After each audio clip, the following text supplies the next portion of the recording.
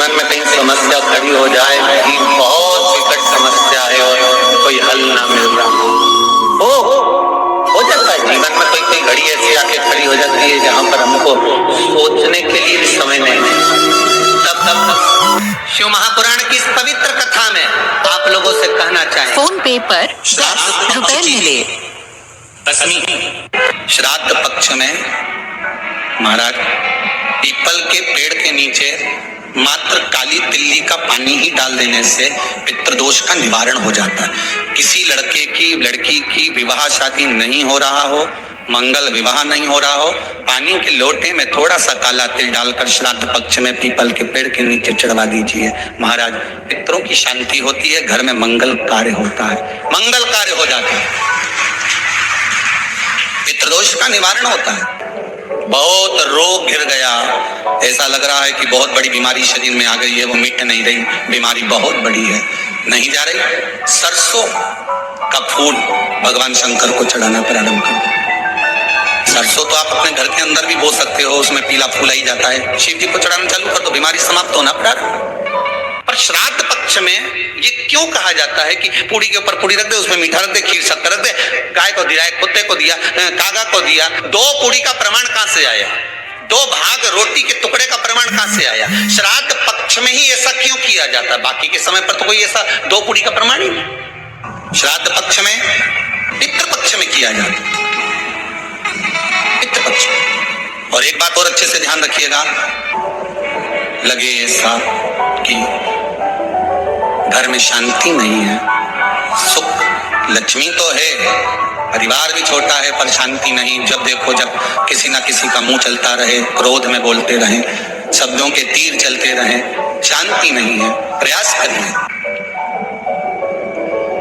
जिस समय पर ब्राह्मण को भोजन करने के लिए बिठाएं या श्राद्ध पक्ष के अंतर्गत ब्राह्मण जब घर में भोजन ग्रहण कर रहा हो, उस समय पर थोड़ा सा कोई सुगंधित पदार्थ, इत्र आदि पानी के मटके के पास, परिंदे के पास में, जलाशय के पास में, उस इत्र को थोड़ा सा कोई रुई में रखकर छोड़ दीजिए। घर में कभी क्लेश नहीं हो सकता, शांत का माहौल। श्राद्ध पक्ष में एक रोटी में थोड़ा सा मीठा रखकर सोमक पितृ का नाम लेकर यदि गाय को खिला दिया जाता है, तो अगर कोई पूर्वज प्रेत योनि में भी पड़ा हुआ होता है, भटक रहा होता है, जिसको पिंड नहीं मिला, जो अचानक मर गया होता है, अधोगति में चले गया होता है, उस जीव की मुक्ति 10वीं श्राद्ध पक्ष की, 11वीं श्राद्ध पक्ष की और 12वीं श्राद्ध पक्ष की, ये 3 दिन सोमक पितृ का नाम लेकर रोटी में, पूड़ी में मीठा रखकर अगर गाय को खिला दिया जाता है, ये 3 दिन तक, तो वो पितृ कभी भटकते नहीं है, उनको मुक्ति प्राप्त हो जाती है, मोक्ष में। एक बार सभी लोग वापस नाम बोलेंगे, क्या नाम है? सोमक है। गाय के मुख में जब हम रोटी देते हैं, एक रोटी जब देते हैं, या तो गाय के मुख में 16 श्राद्ध में जब रोटी देते हैं तो रोटी को बीच में से तोड़कर, रोटी का जो भाग होता है उसको, मतलब ऊपर से फुलका का परत नहीं निकालना है, रोटी जो सीधी सीधी है ना, जैसे ये रोटी है तो इसको बीच में से तोड़ लिया, 2 भाग विभाजित कर लिया, नीचे वाले भाग में भी थोड़ा सा गुड़ शक्कर रख लिया, ऊपर वाले भाग में भी गुड़ शक्कर रख लिया, एक के ऊपर एक रोटी को रख लिया, वो गाय को दी। तो अपन श्राद्ध पक्ष में 2 पूड़ी का प्रमाण है कि गाय को 2 रोटी दी जाती है, कुत्ता को 2 रोटी दी जाती है, 2 पूड़ी रख के देते नहीं देते? आप लोग तो देते होगे, 2 पूड़ी के ऊपर पूड़ी रखकर, थोड़ा सा मीठा रखकर, नमकीन रखकर, कुत्ते को भी देते, 2 पूड़ी तोड़कर कागा को भी देते। 2 पूड़ी का प्रमाण कहां से आया?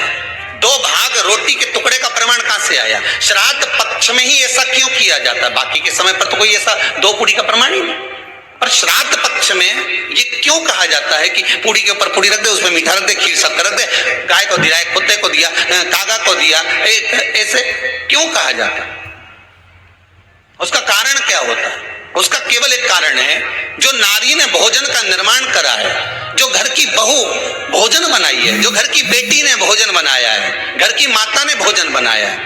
महाराज, पिता पुरुष एक कुल को तारता है, बेटी 2 कुल को तारती है। जब श्राद्ध पक्ष में 2 भाग रोटी के कर गाय को देती है, तो 1 भाग तो उसके ससुराल वालों को मिलता है।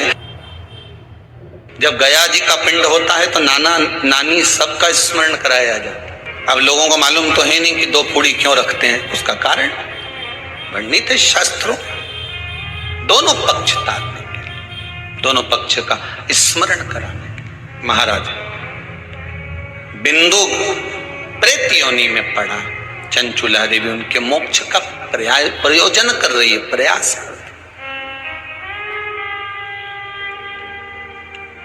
क्या करा जाए कि इनको मोक्ष मिल जाए? कहा शिव महापुराण की कथा। पार्वती मैया की सहेली बन गई और पार्वती मैया ने शिव महापुराण में प्रेत योनि से मुक्त होने के लिए कहा तुम रुका जी के यहाँ जाओ, देवऋषि नारद के पास जाओ। नारद जी ने तुमरुका जी के पास भेज दिया। क्यों? नारद जी जानते हैं मैं कथा नहीं कह सकता, मैं कथा सुन सकता हूं पर कह नहीं सकता, कहने के लिए मुझे बैठना पड़ेगा। श्राद्ध पक्ष की 10वीं